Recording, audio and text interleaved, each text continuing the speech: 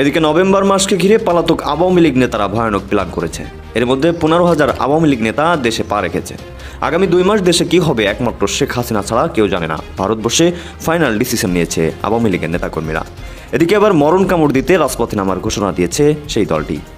দর্শক, দেশে যখন আওয়ামী লীগের নেতাকর্মীরা বিভিন্ন রকমের ঝটিকা মিছিল করছেন, আবার পুলিশের গ্রেপ্তারের শিকারও হচ্ছেন, সরকারের নানা ধরনের পদক্ষেপ দেখছি, তাদের কর্মকাণ্ডের উপরে নিষেধাজ্ঞা আছে, ঠিক সেই সময় ভারতে বাংলাদেশের রাজনীতিতে বড় প্রশ্ন এখন আওয়ামী লীগ কি আবার ফিরছে? দলটি যেভাবে কয়েক মাস ধরে কার্যত নিষ্ক্রিয় ছিল, এখন দেখা যাচ্ছে দেশ জুড়ে তারা আবার সক্রিয় হয়ে উঠছে। প্রতিদিন কোথাও না কোথাও মিছিল হচ্ছে, পতাকা উঠছে, স্লোগান দিচ্ছে মানুষ। কয়েক মাস আগেও এমন কিছু কল্পনা করা যেত না। তাহলে প্রশ্ন আসে, এই সাহস তারা কোথায় পাচ্ছে? সবচেয়ে বড় কথা, রাজনীতির মাঠে গুঞ্জন ডিসেম্বরের মধ্যেই আওয়ামী লীগকে পুনর্বাসন করা হবে।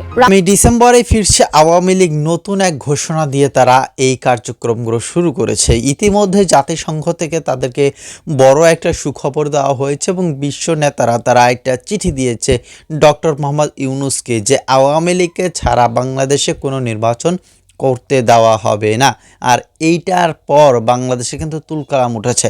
ইতিমধ্যে কিন্তু আমরা দেখতে পেরেছি উপদেষ্টাদের মধ্যে একটা তড়িঘড়ি উঠেছে, বেশ কয়েকজন উপদেষ্টা তারা পদত্যাগ করছে।